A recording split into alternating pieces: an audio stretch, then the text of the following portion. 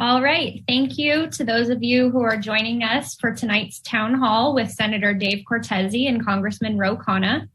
Some of you have joined us on Zoom today, and others of you are watching the live streamed event on the Senate District 15 website or the Senator or Congressman's Facebook page. We want to let you know that this town hall will be available later for viewing on the SD15 website, which is at sd15.senate.ca.gov, and our Facebook page. Closed captioning is currently available through the live stream on our website. Many of you have submitted questions in advance, and we want to make sure that you know that you are still able to ask questions live through the Zoom Q&A chat feature or by emailing us at senator.cortese@senate.ca.gov. Senator? Thank you, Celeste. Celeste is our Senate District 15 field director, and we have an office, a district office or a field office on Bascom Avenue in Campbell. So as we hear a little bit about opening up and the COVID pandemic opening here, please be sure to remember that as members of the public, we want to see you, and eventually here you'll be very, very welcome to come into the district office and visit with Celeste and the rest of the team. Today I have the pleasure of being joined by our Congressman, Ro Khanna, to discuss our respective legislative priorities for this year at the state and federal level. And what a wonderful and appropriate person to be doing a town hall with. I've been known to refer to him in the past as really the king of town hall meetings, because he is such a believer in the town hall as a method of community engagement. Of course, he's so committed to community engagement that it's really hard to keep up with his pace when it comes to town halls. And I know he and I are both looking forward to the time when we can actually, fill up the building and put everybody in folding chairs once again, and and kind of stand and deliver and answer those tough questions. But we're here to answer whatever questions you have, tough questions or not, this evening. We'll get to that in just a minute. I'm going to make a few opening remarks, and then our Congress member will also, and then we'll head right into questions and answers. So let me just focus on the fact that back to the pandemic itself, we have now about 70% of Californians 65 and older who have received at least one vaccine dose, and about 40% of Californians 16 and older have received at least one dose. That's great progress. Obviously, we have a long way to go. Obviously, most of us who represent this area at the federal and state level have been extremely concerned about equity and making sure that it isn't just those who can most afford or most easily able to access vaccine that get it. It has to be everybody, and it has to be everybody across the board. And of course, that hasn't been the track record of COVID response thus far. So we're working really hard on it. But more individuals are now able to apply for an appointment thanks to the relentless efforts of our public health officials and frontline responders, as well as the alignment and leadership from our federal administration. The state is currently receiving about 1.8 million doses a week total.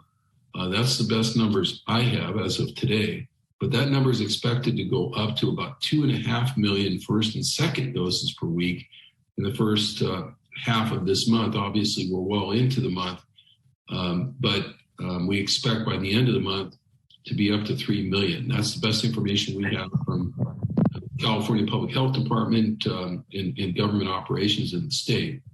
We have the capacity to administer more than 3 million vaccines per week.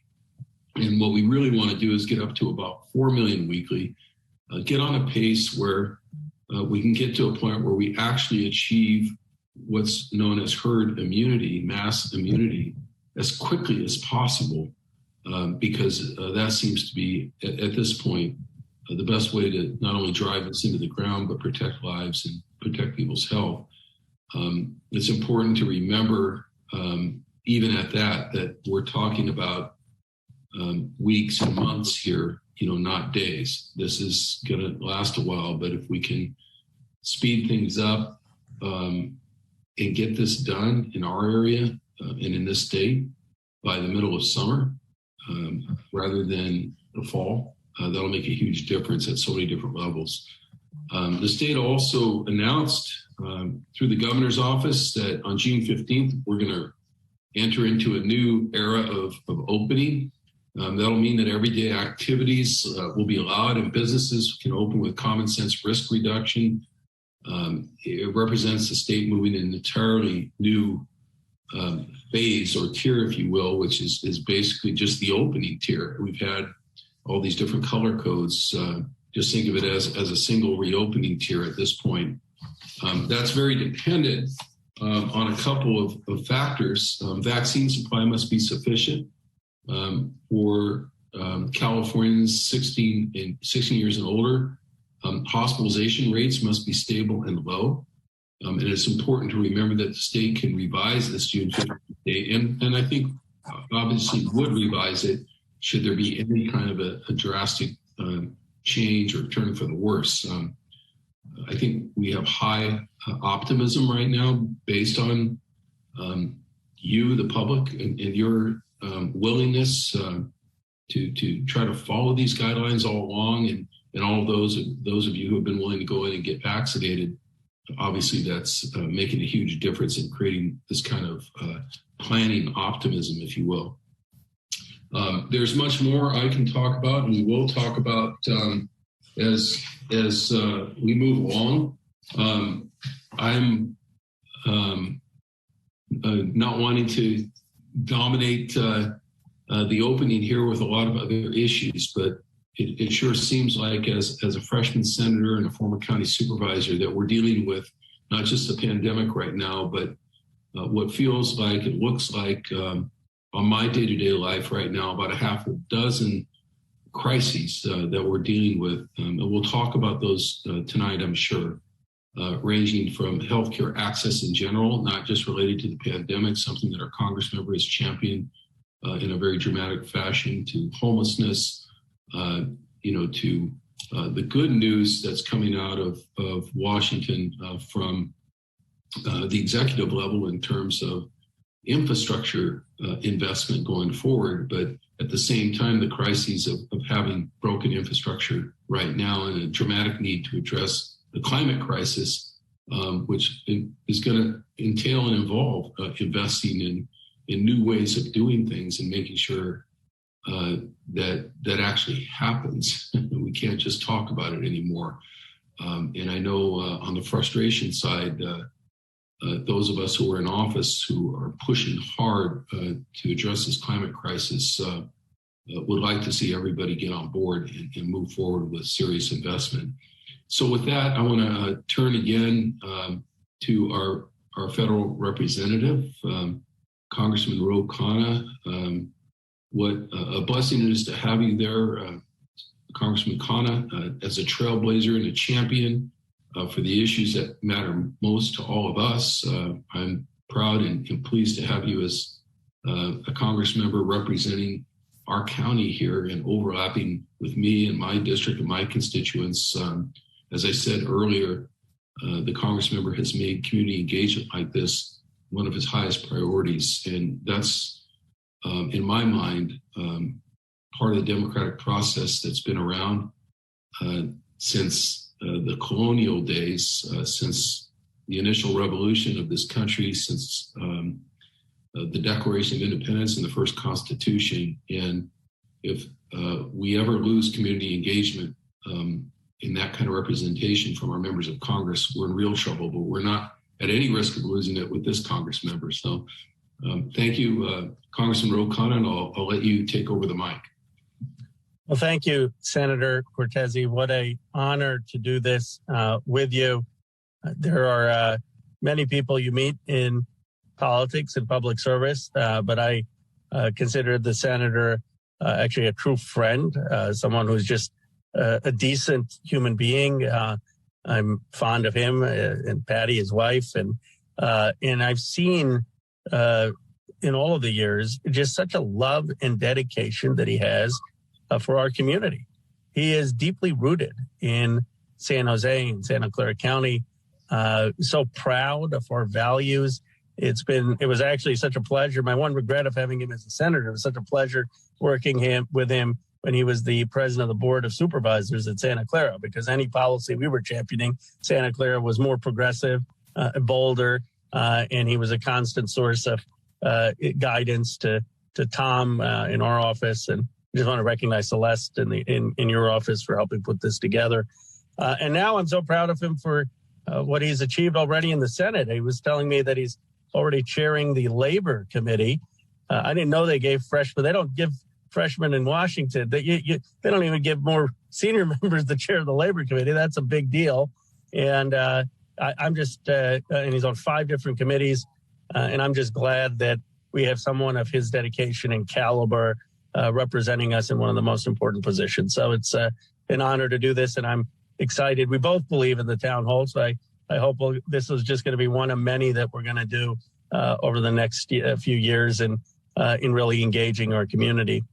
Let me also start with the pandemic. I know there has been some frustration, understandable frustration in Santa Clara County and in parts of Alameda County about the amount of vaccines that we have gotten in this region. And part of the challenge, I think, has been the way that the state has done the allocations by zip code aren't based on census tract data. So there are, as the senator knows, some areas that are not very affluent in our county, and yet those I don't think are being fully counted. So I know the senator has been advocating, the board has been advocating, and we've done our part, tried to do our part with Zoe Lofgren at the federal level. I had called HSRA, which distributes the vaccines. We got one of our federally qualified health centers last week to get directly vaccines, and we're working on, there are apparently 11 that could qualify, and we're working to try to get the vaccines to them. But I'm grateful for what our county is doing and our local elected leaders. I'm grateful for folks on this call who are taking it so seriously. And I do hope and expect that in the next couple of weeks, we should have many more vaccines and enough vaccines for people who need them. The 2 other quick things I'll mention in my opening is I'm been selected and honored to chair the subcommittee for the environment in the House. And we're going to have a big hearing on April 22nd, Earth Day, that I hope some of you may tune into. Greta Thunberg is testifying, as are a few others, and it's going to be about eliminating fossil fuel subsidies. I think that has to be in the infrastructure bill. President Biden has called for it. It's part of his package. But, the United States Senate isn't quite as functional as the California Senate. So we're going to need to really push to make sure that that's in the final package. And our hearing is really going to be all about that. And I'm looking forward to chairing the Environment Subcommittee and pushing for these priorities. And then the other focus is, if I could just say a few words on the American Recovery Plan, because I do think the president deserves a lot of credit for his leadership there. It brought back, thanks to all of our stakeholders locally, almost $1 billion for our area. Hundreds of millions for the counties, hundreds of millions for the different cities. It felt good after 5 years of Congress. Finally could say I brought something back for our district. I mean, it's been a challenge with the Trump years. So it's night and day working with President Biden. And when we have a plan in infrastructure where each member of Congress is going to get to submit 10 projects from our area, and we're working with all the offices to do that. So we finally have a government that cares about California, that cares about the country. And I'm looking forward to working with everyone to try to bring back the desperately needed resources for so many of our projects that were neglected at a federal level the last 4 years.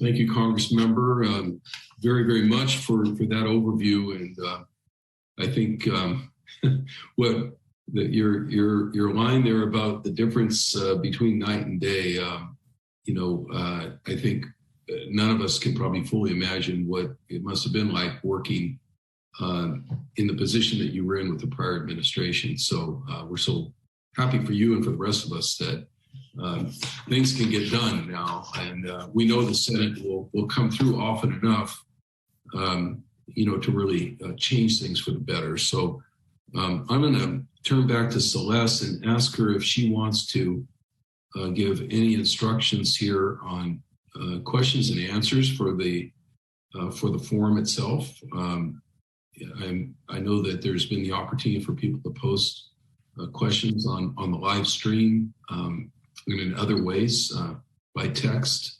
And so maybe Celeste can give those instructions at this time. Celeste, are you there? I am. So I want to remind everybody that even if you have not yet submitted a question, you are still able to do so. If you're participating on the Zoom call, you can do it through the Q&A Zoom chat feature, and we will be fielding those questions, time permitting. You can also still email us at senator.cortese@senate.ca.gov to submit your questions that way. And I know you can also still comment on the live stream on Facebook. We're going to start with the questions that were pre-submitted. The first question from a constituent is, can you shed some light on what actions you are taking in light of the concerning recent wave of AAPI hate crimes? I'll go ahead and start, quickly. And I know the congressman has been involved, as has his staff locally here in pushing, what we have argued for and pushed for. And I really see tremendous solidarity in the California State Senate on a bipartisan level to immediately do whatever we need to do in terms of what's been called COVID early action budget items on this issue. And I think for some people that sounds incongruous. Well, isn't this a hate crime issue? What would it have to do with COVID? And don't forget, of course, that, in many cases, at least 90% of the ones that I've heard about, I've read about, I've been apprised of, the hate goes back to some kind of completely misguided blame of folks in the AAPI community for the pandemic. And as irrational as that is, it requires a response. It requires that people are kept safe. And why is investment needed? Investment is needed for that purpose. In the Little Saigon area, in my district, and in the Japantown area of my district, our county, where we have high concentrations of Asian businesses and Asian population moving about, trying to move about safely. There have been increased community-based security efforts, policing efforts that have been done in collaboration with the community, invited in by the community. We have, for example, joined in as an office in the Japantown area, where I've been a member of organizations, service clubs, and such in that community for years and years, to join in with grassroots community-based efforts to do in a very accelerated fashion what a lot of neighborhoods in other places in suburban areas have done over the years, creating very affirmative, very active neighborhood watch programs. But I do believe that this is a long-term issue. I believe it cuts to the issue of redlining and racism that sadly and unfortunately this country has really been scarred with in some part by our own doing over the last 200 years or more. And these are the outcomes you get when you have racist policies and racist laws over the years that create a tale of two or more communities. And I'm going to stop there. We are interested, let me just say before I stop there, that we're interested in hearing from the community in terms of anything we can do to direct additional resources or help, into areas or into communities, especially in protecting the elderly who have been so targeted with this particular hate crime. But we're open to better understanding how we can use the tools in the toolbox of state government to help in our local communities. I'll turn it over to the Congress member who obviously has probably a more visceral and even deeper interest in this issue in some ways than I do. Not that we don't all care, but certainly the Congress member's representation of the Asian community runs very, very deep. Well, thank you, Senator, and thank you for speaking out so clearly and boldly, not just now, but your entire public service career. I think your commitment to equality has been one of your guiding North Stars, and that matters. I feel a special obligation, not just because of my own heritage, but because I represent the only Asian majority district in the continental United States. And what has been disappointing to me, I always brag about our community and how you have every faith and every ethnicity here. But what's been disappointing is actually we have heard and had people tell me and call our office about hate incidents and some hate crimes in our community. And that to me has really been shocking, that this hate has been so pervasive that it's even contaminated some of the Bay Area. If it's contaminating the Bay Area, which is one of the most diverse and pluralistic and tolerant places, that it's a real challenge and a real problem. So at a basic level, I think we need to have every politician in the Congress condemn Asian American hate. You would think that's cliched until you realize that many members of Congress weren't willing to vote for Grace Meng's resolution calling exactly for that. There's still people who are calling things like the China virus, still to this day. And that rhetoric and words matter. And so we need to hold people accountable about the language they're using at the federal level. We need to make sure that we're reconstituting, as the president's doing at the Justice Department, a task force that's going to track hate crimes and provide resources to communities to do that, and that is going to address hate incidents that may not rise to a crime, but still need to be condemned. And we had a good forum yesterday with some of the Asian American community, and the district attorney, Jeff Rosen, was there talking about how it shouldn't just be for the victim to report these incidents. We all have to report the incidents. And he pointed out that sometimes having a police officer talk to someone who's engaged in a hate incident, even if it doesn't lead to an arrest, can change their behavior and shows that there's zero tolerance in our community. But the most important thing, I believe, is what the senator said, and that is we have to be aware of our history. We have to be aware people don't know the history fully of Asian American discrimination in this country. I was reading Frederick Douglass's speech, and I highly recommend it, in 1869, Composite Nation, where Douglass, soon after being freed as a slave, gives this passionate defense for Chinese immigrants and says, we want people from China in the United States because we will have a universal nation, a composite nation, if we're enriched by nations from all over the world coming to the United States. So this is a strand running from the 19th century of people arguing that we don't want Chinese, we don't want Indians, we don't want people from Asia. And after, of course, World War II, you had the internment of the Japanese Americans. In the 1920s, you had a case that denied South Asian citizenship. It was not until the 1940s that South Asians got citizenship. And then until 1965 in this country, you basically didn't have Asians allowed to immigrate. The reason I mentioned some of that history is until we understand that history, as the senator so well does, we won't be able to understand the depths of the challenge we face. And some of this history isn't taught in our schools. It isn't discussed enough. We need to be honest about it. And once we understand this history, I think we can be empowered to do better, to say, now we really want to become a multiracial, multi-ethnic democracy.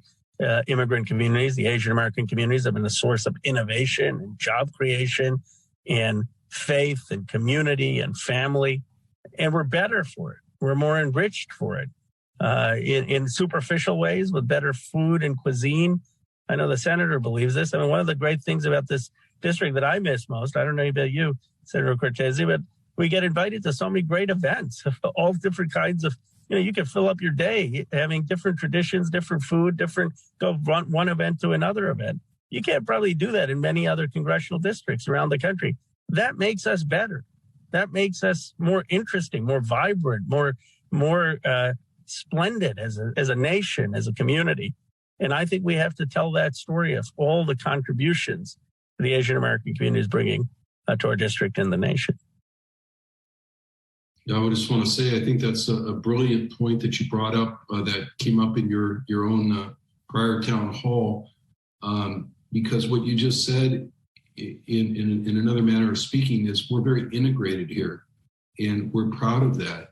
But what that means is you can't just send people to particular areas. I mentioned Little Saigon and Japantown, but the fact is that every other neighbor is somebody who could be victimized. And that's why the point that you made, and it sounds like our law enforcement folks made, is everybody's eyes and ears need to be on this. You need to be looking, you need to have your neighbors back on this one. And because that's the kind of community we are. We're not balkanized here, and we want it to stay that way. All right, I'm going to move on to the next question. A few years ago, the California Department of Housing and Community Development led the California statewide housing assessment that set in place our long-term goals for housing across the state. Even though voters kept funding affordable housing, there are longstanding issues in place that create barriers to funding affordable housing. Homelessness is still a major issue. How can the state and federal governments work together to address this issue? Congressmember, I'm going to let you start on this. I certainly have some thoughts on the kind of investment that we need, but especially given the backdrop of the new administration and things that you're looking at probably for the first time in 5 or 6 years, I would imagine, in terms of housing and homelessness investment. I think we'd all love to hear about that. Well, thank you for the question, and thank you for mentioning the redevelopment agencies, because a lot of people don't realize that some of the cuts to those redevelopment agencies, which were federal cuts in grants, hurt our ability to build affordable housing and to do projects of development in a community of social housing or integrated housing or public transport. So one of it is our challenges is just to get some of the funding back so that states and localities have the opportunity to build the affordable housing that is necessary. I am supporting a bill that I hope the president will ultimately get behind after infrastructure, and that Cedric Richmond and Elizabeth Warren had. And that bill is basically providing grants to cities like San Jose, like Milpitas, and to the states if they will build affordable housing near public transport. And the grants are saying, look, we understand you're going to need to build more schools.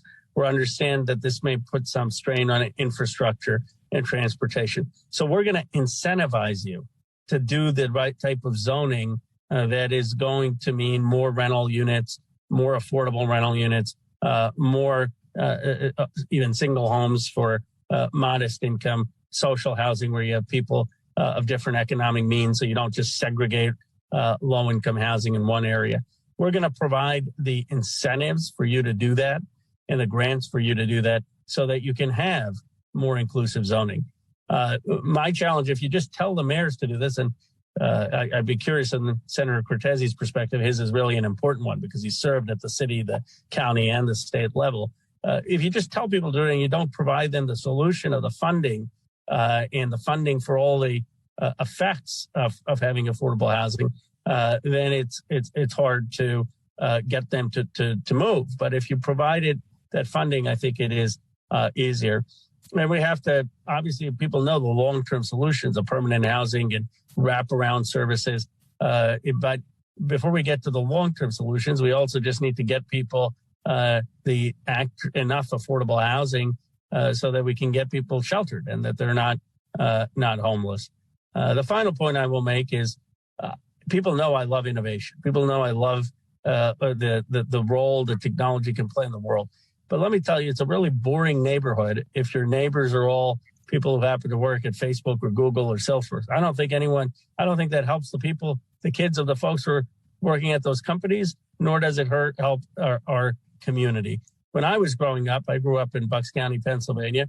My dad was a middle-class engineer. And on our street, we had some big shot executives, and we had a plumber, and we had an electrician, and we had a gamut of professions. And, when we all rooted for the Phillies or we all played street hockey, no one really cared what your mom or dad did. They cared about, how good you were on at street hockey. I wasn't that great. But there was something about, my upbringing when I think today about what makes me who I am. I don't think about the fancy education I get. I'm grateful for it. I think about what it was like growing up on that street. And I think you're missing something in the communities that we're seeing emerge where we don't have that economic integration, where we have such social distance between the bus drivers who drive folks to Google and the people who are working at Google. And somehow we have to have more integrated economic communities. And that, to me, is what affordable housing is also about. Those are great comments. And I particularly zeroed in on your discussion, Congressmember, about the buckets, both and that yes, there's been this huge emphasis, frankly, going back toward the end of the Obama administration, to let's make sure that we give the homeless the key to their own apartment and the wraparound services that they may need, whether it's behavioral health or mental health or some other kind of assistance that they need. Let's bring it right there to the door, kind of a one-stop living space. And I think our constituents recognize the need for that. We often hear, if you're going to address the homeless issue, you need to address the ancillary issues, mental health issues and other things that are getting in the way of otherwise well-intentioned people to have their own place. But in the meanwhile, I do understand the very deep and visceral frustration because we live in our own community as elected officials of driving down the street while you're hearing about all this permanent supportive housing investment. Apartments are being built, affordable housing is being built, extremely low-income housing is being built. The county has Measure A, they're doing 4,000 units. Then why are all these tents popping up? Why, in Cupertino, it doesn't seem like you can't pass an interchange, without seeing that, as well as all the other 14 cities in the county. And part of that has to do, I think, what the congressman was just talking about is while you're building those units, because that's the long-term permanent solution. That's why they call it permanent supportive housing. You got to be also in co-investing in short-term shelter. Move people out of the creeks, move them out of those tents, get them into shelter, but with a commitment that you keep moving them on the continuum into permanent housing as quickly as you can thereafter. That is a 1-2 punch that we just haven't had in the state. We haven't had it in the country. The last administration, of course, squeezed down so hard on housing and urban development that there was just no hope of getting any additional assistance like that. I've been pleased to hear both from our governor, Gavin Newsom, his commitment to invest billions in the short-term housing to do whatever we need to do. And I think you'll see it from the California Senate and from the legislature at large this year with some of the surplus dollars that we have. You will see a doubling down, maybe a tripling down of investment in that shelter, in the short-term housing, getting that rolled up as quickly as we can. In Northern California, we have a problem in this county. Last count, we had about 10,000 homeless. I just read a state official report today that said LA may have as many as 70,000. So this is an issue that the whole state needs to focus on. And we know you'll support, Congressman, we know you'll support, any reasonable budgetary efforts to drive money and restore money for those shelter programs. Absolutely. I couldn't agree with your answer. I usually agree with your answer, Senator Cortese, but this one was particularly dead on. I mean, I agree 1,000%. And I agree with your point about Ann. I think sometimes we've been so focused on the long term and the permanent housing and the wraparound services, and that's terrific. But if that's only getting 10, 20% of people and you have other people on the street, we have to do something about those camps. And one of the things is it's obviously a moral issue. It's a quality of life issue, and it's killing the image of California.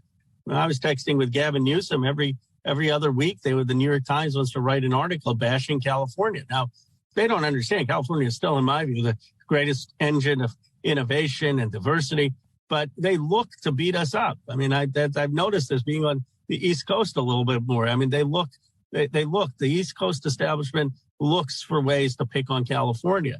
And what do they ask me when I go on cable news or something? They say, well, how can you explain all these homelessness? And then they'll put up all the pictures of the homeless camps. So obviously we have to tackle it as a moral issue, and we have to tackle it as an issue for equality of life of people. But it's also an issue that's really hurting the image of California across the country. Absolutely agreed. All right. Our next question is for both of you. What legislative priority are you most passionate about for this session, and do you think it will be successful? Let me see if I can do a concise. I have my favorites. It's hard to pick favorites when you're working on or supporting or co-authoring legislation because you wouldn't be involved in the first place if you didn't think it was good. And typically we're involved on the partisan side with caucuses. We're surrounded by folks who are relatively like-minded, who are smart, who are hardworking, who are putting good things forward. So there's a lot to choose from in terms of things to support. One of the things that we are working on, which is 39 states in the union have already corrected, is there's a thing called the spousal rape exception here in California. It means that if you have been convicted of rape, but you can produce a marriage certificate, that you are by law given a lesser sentence than somebody who doesn't have a marriage certificate. This goes back, again, much like the same kind of divide we've seen in this country with discrimination around the Asian community and other communities around race and ethnicity. This is gender discrimination at its worst in most cases. Not that rape is specifically one gender or the other, but the fact of the matter is that this has a history of a worldview going back hundreds of years, thousands of years, that somehow women were chattels or were property of a male spouse, and therefore any allegation that turns into a conviction around rape should be somehow mitigated in the sentence. None of that follows. None of that makes any sense. We know that, yet California is one of only 11 states in the union that still creates an exception for spousal rape. So I've joined together. I'm the principal author of a Senate Bill 530, that seeks to eliminate that entirely. And let me just say, I think most people know that we have a registry, a sex offender registry in the state, so that it's there to protect folks from somebody who has that history. For spousal rape, that doesn't exist. just because, again, somebody had a wedding ring or a marriage certificate at the time, regardless of what condition that relationship was in, somehow that keeps you off the registry. That's so inconsistent, of course, and so inappropriate that I'm pretty confident that my colleagues in both houses of the legislature will see fit once and for all to eliminate that exception and just conclude that rape is rape. It doesn't matter on what kind of a certificate you hold. If the factual circumstances of rape are proven up in a court of law, then the sentence should be the sentence for rape, period, full stop. So that's one of the things I'm working on. We have 21 bills, I think, at the moment in our bill load, as we call it, our bill package, covering a variety of issues, including a climate decarbonization package that we're very proud of and pushing very hard on. But I'll stop there and turn it over to the Congress member. I know he's been advocating a lot of things that I support as well, but he's really been a leader on, including universal health care.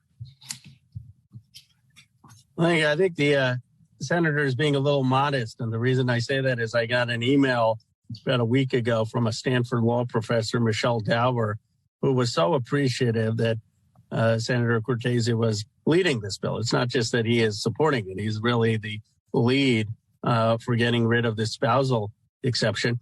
And I said, I didn't even realize when I was at law school, Catherine McKinnon, as a seminal article, had talked about how you should not have a marital exception. I didn't realize that this was still the law in California. It is so outdated. And so I just want to recognize, Senator, your leadership and know that it's being appreciated from a lot of people who had independently told me about how appreciative they were that you had taken up that cause. I guess I will focus. There's so many things I'm involved in, but I'll try to keep maybe 3 sentences to 2 or 3 priorities. The biggest bill, actually, that would be transformative, I'm doing with Senator Schumer, $100 billion plus up to the National Science Foundation to invest in our critical technologies, clean technology, AI, quantum computing, the synthetic biology, which would be go to not just the research universities, but also to build out the industrialization of America, to reclaim some of the science and research and industry that built America. And it's part of President Biden's Build Back Better plan. I'm the lead sponsor in the House. Senator Schumer is driving it in the Senate. And I figured out it's good to have, if you want to get stuff done, it's good to have the Senate Majority Leader on your side. So one day when you become Senate Majority Leader in the Senate, Senator Cortese, you'll also have that immense influence. But we're hopeful that this could actually get through the finish line, and it will be a transformative moment for science. It's biggest increase in science funding since the 1960s, if it goes through. The second area I want to highlight is what I talked about, this April 22nd hearing I'll be chairing, where we're going to talk about the $100 billion of fossil fuel subsidies. I mean, even if you don't agree, and I believe we need trillions of dollars of investment in solar and wind and clean energy, at least have a level playing field. I mean, I don't understand how you could say we need to be actually tipping the scale for fossil fuel industry. The CEO of Exxon is talking about how Exxon needs to transition into renewable energy. It makes no sense that we want to actually have fossil fuel subsidies to provide incentives for the exact opposite. So this hearing is going to insist that these subsidies be eliminated in our next infrastructure plan. And those are the top 2 priorities that are most immediate. Thank you. So it looks like we have time for 1 or potentially 2 more questions. How can the federal government work with the state to provide more vaccines in Santa Clara County? Well, I appreciate that. We have been working together. I mean, the senator and I are in close contact, and our staffs are in close contact. And the senator, as well as Supervisor Chavez and others, raised the alarm to Zoe and I about 2.5 weeks ago, saying this is a crisis. We don't have enough vaccines coming to Santa Clara. And what Zoe and I have done is call HRSA, which is the agency of the federal government that distributes these vaccines. And we're trying to get the Santa Clara qualified health providers, health community centers, direct access to vaccines. We had one success last week. We're hoping to get up to 11 successes. And then we're advocating for the state to look at census tract data, not just zip codes, and looking at who qualifies as low-income neighborhoods. Because we have in northern Sunnyvale and parts of San Jose and in Alviso, Milpitas, parts of New York, low-income neighborhoods that I don't think are getting counted just by zip code. So we should be getting some of these vaccines, in my view. But more generally, and I also think that the president, I think I'm being pretty objective, has done a very good job, and candidly, a better job than even I expected in getting these vaccines out. And I think within the next 2-3 weeks, you should see a massive increase in supply. And I'm hearing this already. I heard about a month ago, I was hearing a lot of frustration. A lot of people weren't getting the vaccines, and it was unfortunate the people who were waiting their turn weren't getting it. Some of the ones who were cheating were. But now, and I'll be curious about Senator Cortese's perspective, now I'm starting to hear more people being able to get the shot. So I'm hopeful within the next 2 to 3 weeks, we're really going to see an increase in supply. Yeah, thank you. And I'll start sort of with the tail end of those comments and say we too are hearing and not only hearing, but being shown graphs and slides and charts and all the evidence that the vaccine's coming in on a very, very sharp upward plane now over the next couple of weeks. I mentioned some of those comments some of that in my opening comments here at the beginning, and I didn't get into hard details, but there's an all-out, all-in commitment by the federal government, and at least this state, I assume many other states as well, a belief that if you accelerate vaccine dosage, vaccinations, if you can just double down, almost a wartime effort, if you will, and I'm hearkening back to days when people just went all in this country when there was global challenges like World War II, to get the production of vaccine and distribution up so high that you can get 75% of the population vaccinated by mid to early summer, which is what the science is telling us will be considered, at least scientifically speaking, a level of herd immunity that flattens the curve, what we call the growth curve with the infections so well, so flat, and so permanently that the last 25% comes more as any other kind of an inoculation, like when we get our flu shots every year. So I think the Biden administration has recognized that that's the win that they're after. That's the win that saves lives. We all know if you can't drive this thing down in 2 months or 3 months, if it takes 6 months, that's lives. That's pain, that's suffering. And I think that's what's motivating everyone. I think, frankly, and I'll just be, there's always some elephants in the room, but I think our governor right now has been all in all along. And I admire him for working around the clock on this issue, just like so many of us have. But I think he's extraordinarily motivated right now to make sure that he's in perfect sync with the federal government, working hard to, when those vaccines come in, to make sure they're distributed immediately, that they're shots in the arm, that they're not warehoused somewhere, that they're moving out into the field. And there are big stakes involved. But let me just say the thing that I know the Congressmember and I are not only acutely aware of, but kind of pounding the table on constantly. And that is, if we get to 75% inoculation, and the last 25% of the community is 80% Black and brown people, we're going to be more than disappointed. We're going to have to live with yet another milestone in the history of this country where we've created the haves and the have-nots, where we've disadvantaged folks upon disadvantage. Disadvantaged folks have become now more disadvantaged. And they're already dying and getting sick at disproportionate numbers. In this county, 19% of the inoculations are in the Black and brown communities. 51% of the cases are there. It's not because people don't know or because they're silly or because they're not thinking clearly. It's because mostly those are a disproportionate percentage of our frontline workers, of our 2 or 3 job workers, of people who are strapped, and they found themselves strapped the day they were born because they had been disadvantaged by previous policies in this country that put them at a disadvantage to access to healthcare and a number of other ways. And so we're seeing that now, and it's so important, and we are beating the drum so loudly to make sure that we don't get to a point 3 months from now where we're all looking around saying, great news, we've reached herd immunity. Terrible news. It's an affluent herd immunity. You know, and it's the people who actually got the shots are